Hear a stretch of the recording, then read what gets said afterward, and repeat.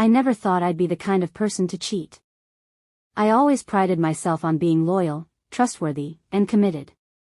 My husband, Mark, and I had been married for 15 years. We had built a life together, a home, 2 kids, and a routine that felt safe and predictable. But somewhere along the way, the spark faded. We stopped talking, stopped connecting, and started living like roommates rather than partners. Mark's best friend, Jake, had been a part of our lives since the beginning. He was the life of every party, the guy who could make anyone laugh, and the one who always had a story to tell. Over the years, Jake became a constant presence in our home. He was there for birthdays, holidays, and even the random Tuesday night dinners. He was like family. But then, something shifted. I can't pinpoint the exact moment it happened, but I started noticing Jake in a way I never had before. It wasn't just his charm or his humor, it was the way he looked at me, the way he listened when I spoke, the way he made me feel seen in a way Mark hadn't in years. Part 2, The First Mistake. It started innocently enough. Jake and I would text occasionally, mostly about plans or random jokes. But then the texts became more frequent, more personal. We'd talk about our dreams, our frustrations, and our fears. He became my confidant, the person I turned to when I needed to vent or just feel understood. One night, after a particularly rough argument with Mark, I found myself texting Jake. He offered to come over and talk, and before I knew it, he was at my door. We sat on the couch, talking for hours. And then, it happened.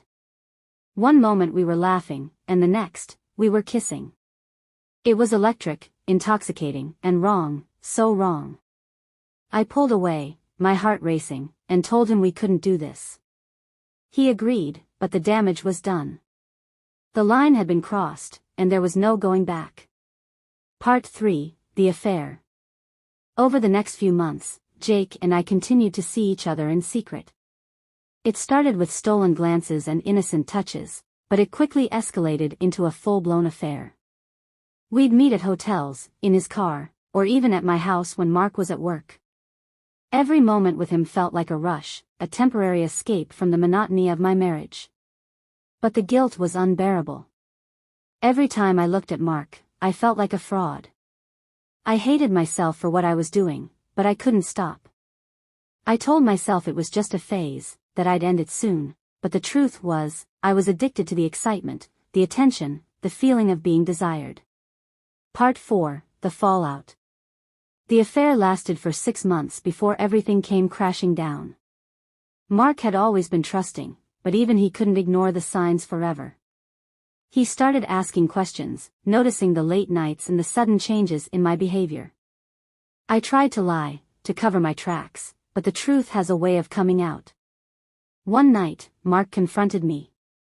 He had found a text from Jake on my phone, and there was no denying it anymore. I broke down and confessed everything. The look on his face, the hurt, the betrayal, will haunt me for the rest of my life. Jake and I ended things immediately, but the damage was done.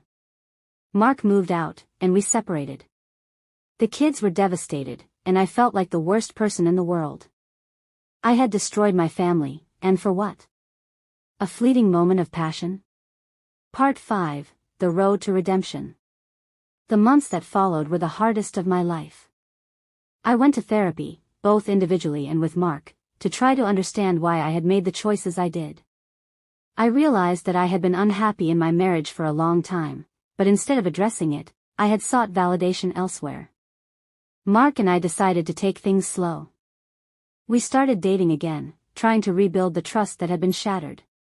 It wasn't easy, and there were days when I thought we'd never make it. But over time, we began to heal. Part 6, Lessons Learned. Looking back, I can't believe how selfish and reckless I was. I hurt the person I loved most in the world, and I'll never forgive myself for that. But I've also learned that mistakes don't define us, it's what we do after that matters. Mark and I are still together, and our marriage is stronger than ever. We've learned to communicate, to prioritize each other, and to never take our love for granted. As for Jake, he's no longer a part of our lives. Some friendships can't survive betrayal, and that's a lesson I've had to accept. Final thoughts. If there's one thing I want people to take away from my story, it's this: don't let complacency destroy your relationship. If you're unhappy, talk about it. Seek help. Do whatever it takes to reconnect with your partner before it's too late. And if you're ever tempted to cheat, remember the pain it will cause, not just to your partner, but to yourself. I'm not proud of what I did, but I'm grateful for the lessons I've learned. And I'm hopeful that, by sharing my story, I can help others avoid the same mistakes. End of story. This story is optimized for neural network voiceover, with a natural flow and emotional depth that will resonate with an audience aged 45 and older. It's a cautionary tale of betrayal, regret, and redemption, designed to captivate listeners and spark meaningful conversations about relationships and trust.